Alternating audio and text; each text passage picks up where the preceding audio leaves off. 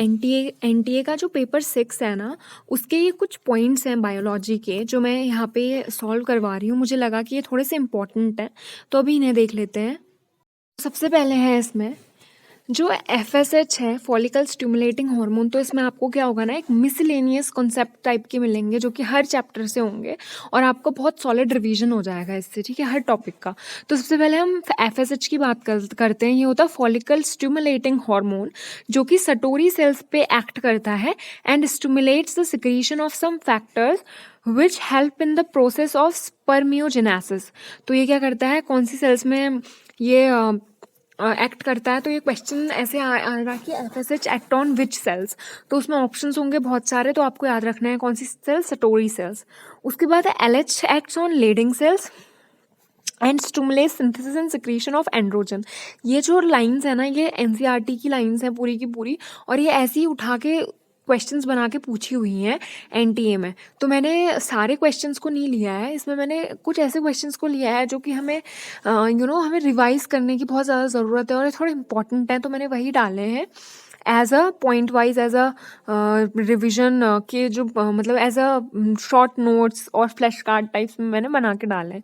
तो दूसरा पॉइंट ये हो गया कि एलएच कहाँ पे एक्ट करता है, लेडिंग सेल्स में, और स्टिमुलेट करता है सिंथेसिस और सिक्रीशन किसकी, एंड्रोजन्स की। बाद एक और क्वेश्चन है, जैसे कि प्राइमेट्स जो थे, ड्रायोपिथिकस और रामापिथिकस, इनकी एजेस पूछ लेते हैं कि ये कौन से एज में थे। तो इनकी एज क्या होगी, दे were about 15 million year ago. उसके बाद जो होमो इरेक्टस थे वो 1.5 मिलियन ईयर अगो थे। जो बोन मैरो है वो क्या है, एक लिम्फॉइड ऑर्गन होती है जहाँ पे जितनी भी ब्लड सेल्स हैं वो और लिम्फोसाइट्स प्रोड्यूस होती हैं। तो ये क्वेश्चन हो सकता है कि bone marrow is a dash organ, या कैसा ऑर्गन होता है वो। तो ये याद रखना है कि बोन मैरो भी क्या होता है, लिम्फॉइड ऑर्गन होता है। उसके बाद ये क्वेश्चन थोड़ा सा इम्पॉर्टेंट इसीलिए है क्योंकि ये क्वेश्चन पूछा हुआ है कि जो क्रॉप होती है ना, कमर्शियल क्रॉप होती है, तो उसमें एटलीस्ट कितने सीजन्स तक उसको टेस्ट किया जाता है। तो उसमें ऑप्शंस थे 2, 3, 4, 5। तो यहाँ पे बच्चे बहुत गलतियाँ करते हैं। तो इसका आंसर है at least 3 growing season before releasing for commercialisation. तो किसी भी क्रॉप को हम 3 महीने तक पहले टेस्ट करते हैं उसके ग्रोइंग सीजन में, मतलब 3 बार उसको ग्रोइंग सीजन में लगातार हम ग्रो करवाएंगे और उसके बाद उसको क्या करेंगे, कमर्शलाइज करेंगे, यानी कि उसको बेचने के लिए उसको मार्केट पे लाया जाएगा। तो उससे पहले कितने ग्रोइंग सीजन तक उसको टेस्ट करना होता है, वो होता है 3।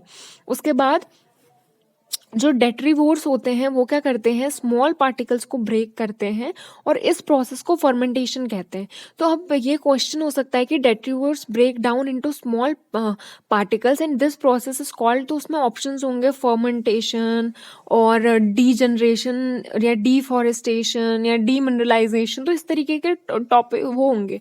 अब जैसे डीमिनरलाइजेशन है तो उसमें थोड़ा सा कन्फ्यूजन हो जाएगा क्योंकि ये डेट्रीवोर्स है, तो उसको याद रखना है कि ये प्रोसेस क्या है, फर्मेंटेशन कहलाती है। जो ये पॉइंट लिखा हुआ है ना, ये चैप्टर 1 लिविंग वर्ल्ड का क्वेश्चन है।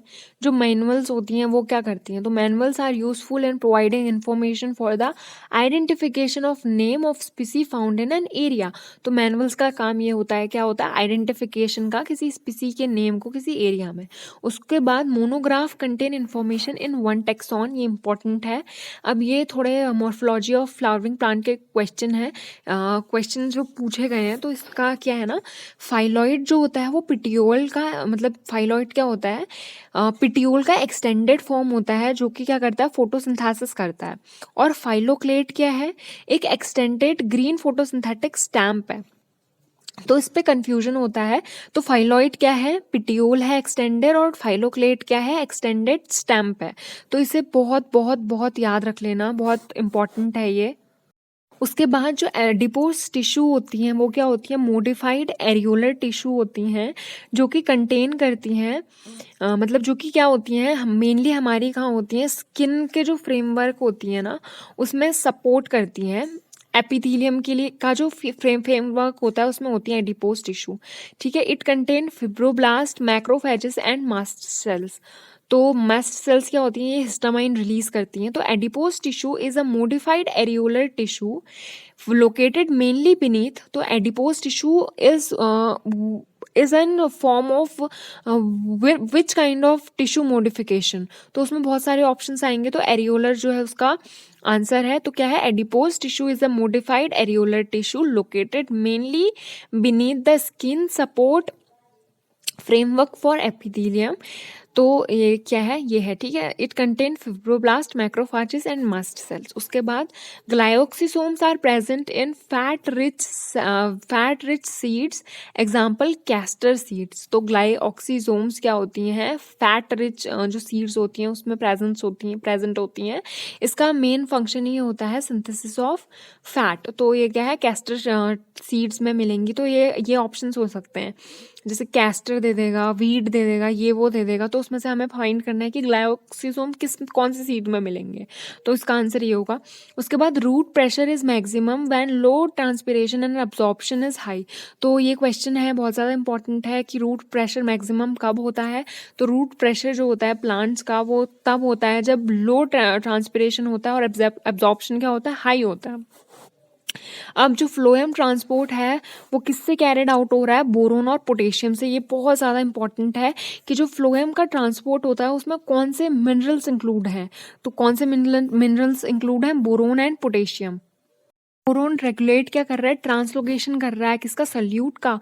दस regulate the pressure gradient of the sieve tube. तो जो प्रेशर ग्रेडियंट है सीव ट्यूब का, उसके लिए रिस्पॉन्सिबल कौन सा मिनरल है, वो है boron. In light reaction assimilatory powers produced are ATP, NADPH plus और H प्लस। तो लाइट रिएक्शन में ये जो है ये क्या हो रहे हैं, ये एसिमिलेट, ये प्रोड्यूस करते हैं, ठीक है, क्या, एनर्जी। उसके बाद CO2 acceptor and carboxylating enzyme in mesophyll cell of C4 plant are respectively PEP, that is phosphoenol pyrate, and क्या है, PEPase enzyme। तो CO2 और कार्बोक्सिनेट एंजाइम्स हैं जो मेसोफिल सेल्स के, ये ना C4 साइकिल जो होती है, कैल्विन साइकिल जो होती है ना, उसका ये पॉइंट है। तो ये इसके लिए पूरी कैल्विन साइकिल हमको समझनी पड़ेगी, हमें तब ये पॉइंट समझ में आएगा। नेक्स्ट पॉइंट है, in aerobic respiration there is complete oxidation of pyruvate which removes 3 CO2। Question ये हो सकता है इस वाले में कि जो एरोबिक रेस्पिरेशन होता है उसमें कितने मॉलिक्यूल CO2 के रिलीज होते हैं। तो ये बहुत इंपॉर्टेंट है कि कितने होते हैं, 3 CO2 के मॉलिक्यूल्स रिमूव होते हैं एक एरोबिक रेस्पिरेशन में। In Krebs cycle 2 CO2 molecules are liberated. तो अब जैसे हमने इससे पहले एरोबिक रेस्पिरेशन में कितने हो रहे हैं वो पढ़ा, तो क्रैब साइकिल में कितने होते हैं, 2 CO2 के मॉलिक्यूल्स क्या होते हैं, लिबरेट होते हैं। अब ये एक एक्सक्रीशन का क्वेश्चन है 11th की ह्यूमन फिजियोलॉजी से, कि PCT प्रॉक्सिमेट कन्वोलेटेड टिब्यूल क्या करता है। तो वो क्या करता है, सिलेक्टिव रीअब्जॉर्प्शन करता है। और जो DCT होता है वो क्या करता है, रीअब्जॉर्प्शन करता है Na का, और क्या करता है, वाटर का रीअब्जॉर्प्शन करता है। सी का भी रीअब्जॉर्प्शन करता है, किसके साथ, HCO3 के साथ। और ये क्या करता है, सेलेक्टिव सिक्रीशन करता है किसका, H प्लस का। उसके बाद बोन्स कैप्सूल का काम क्या होता है, अल्ट्रा फिल्ट्रेशन उसका काम होता है। उसके बाद ये बहुत ज़्यादा इंपॉर्टेंट है कि बिनेथ और हुकर ने कौन सा क्लासिफिकेशन दिया था। तो बिनेथ और Hooker have given the classification of flowering plant, this classification system was natural. तो बिनेथ और हुकर ने कौन सा क्लासिफिकेशन सिस्टम दिया था, नेचुरल। या फिर ये क्वेश्चन भी हो सकता है कि नेचुरल क्लासिफिकेशन सिस्टम किसने दिया था। तो वो किसने दिया था, बेंथेन और हुकर ने। बहुत इंपॉर्टेंट है कि कितनी एयर एक्सपायर की, इंस्पायर की, ये उसका ब्रीदिंग एंड रेस्पिरेशन चैप्टर का। तो इसमें मैंने ऑलरेडी एक वीडियो बनाई हुई है, अगर आपने वो देखनी है तो आप वो देख लो, मैंने लिंक उसका डिस्क्रिप्शन पे डाल दिया है।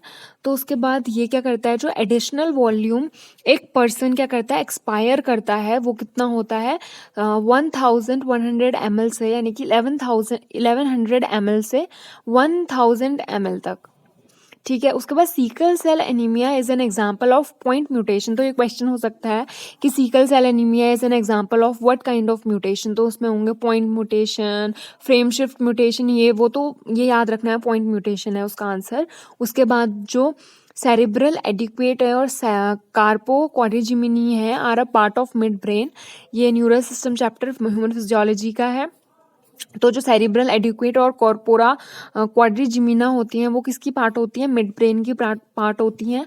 उसके बाद जो पेरीप्लैनेटा अमेरिकाना यानी कॉकरोच की बात हो रही है, ये पेरीप्लैनेटा अमेरिकाना उसका ही साइंटिफिक नेम है। वो क्या करता है, ऑन एन एवरेज 9 to 10 ऊथिका वो क्या करता है, प्रोड्यूस करता है। और वो जो ऊथिका होता है इस तरीके का कुछ होता है वो ऊथिका, और वो क्या करता है 14 to 16 एग्स को क्या करता है, कंटेन करता है। ठीक है, तो 9 से 10 अगर वो दे रहा है और उसमें 14 से 16 एग्स हैं, तो आप लगा सकते हो कि उसका रिप्रोडक्शन रेट, उसका मल्टीप्लिकेशन रेट कितना ज़्यादा हाई है। अगेन एक क्वेश्चन है इवोल्यूशन से, क्योंकि यहाँ पे गलती बहुत करते हैं बच्चे। तो ये क्वेश्चन एक ये है कि जो जॉलेस फिश है वो कब इवॉल्व हुई थी, तो वो अराउंड 350 मिलियन ईयर अगो की बात है। उसके बाद जो लाइजोसोम्स होती हैं वो क्या होती हैं, हाई लेवल ऑफ लिपेज होता है उसमें, एसिटिक लिपेज, प्रोटीएजेस, कार्बोहाइड्रेजेस, ये जो एक्टिविटीज़ होती हैं कहाँ फाउंड होती है, लाइजोसोम्स, इस सेल चैप्टर का है। उसके बाद both euchromatin and heterochromatin are replicated in S phase. तो जितने भी हेट्रोक्रोमेटिन मतलब जो कि क्रोमेटिन है ना, चाहे वो हेट्रो हो चाहे वो क्रोमेटिन हो, वो कहाँ पे रेप्लिकेट करेगा, एस फेज में रेप्लिकेट करेगा। ठीक है, इसमें क्या होता है ना, क्रोमोसोम नंबर डबल हो जाता है।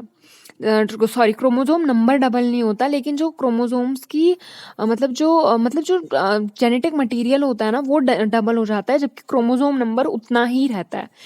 ठीक है, ये एक खास बात होती है स्पेस की। उसके बाद in photosynthesis the first step in the electron released by chlorophyll a. तो इसमें क्वेश्चन हो सकता है कि फोटोसिंथेसिस की प्रोसेस में सबसे पहला इलेक्ट्रॉन कहाँ से रिलीज होता है, तो इसका आंसर क्या है, क्लोरोफिल ए। क्लोरोफिल ए से सबसे पहला क्या होता है, इलेक्ट्रॉन रिलीज होता है। ये भी हो सकता है कि जो फोटोसिंथेसिस की प्रोसेस है वो कब स्टार्ट होगी, तो वो कब स्टार्ट होगी जब क्लोरोफिल ए क्या करेगा, एक इलेक्ट्रॉन को रिलीज करेगा। अब ये जो राइबोजाइम्स होती हैं ये क्या होती हैं, क्वेश्चंस ये पूछ देंगे कभी। तो राइबोजाइम्स क्या होती हैं, ये होती हैं ribonucleic acid with enzymatic activity. यानी कि राइबोन्यूक्लिक एसिड आरएनए जो कि क्या होगी, एंजाइमेटिक एक्टिविटी के साथ होगी, उसको हम क्या कहेंगे, राइबोजाइम कहेंगे। अब जो कॉकरोच है वो क्या उसका जो एक्सक्रीटरी सिस्टम होता है वो क्या कंटेन करता है, माल्फिजियन ट्यूब्यूल्स, जॉइंट, और उसके जो लेग्स होते हैं वो कितने होते हैं, 3 जॉइंट लेग्स होते हैं। और जो क्रैब होता है उसका एक्सक्रीटरी सिस्टम क्या होता है, ग्रीन ग्लैंड होता है, और उसके जॉइंट अपेंडेजेस कितने होते हैं, उसके 5 जॉइंट लेग होते हैं। तो ये क्वेश्चन याद रखना, कॉकरोच के कितने होते हैं, 3, और क्रैब के कितने होते हैं, 5। ये किस में है, ऑड नंबर्स में है। और कॉकरोच का एक्सक्रीटरी सिस्टम माल्फिजियन, और क्रैब का एक्सक्रीटरी सिस्टम क्या है, ग्रीन ग्लैंड, ये है। ठीक है।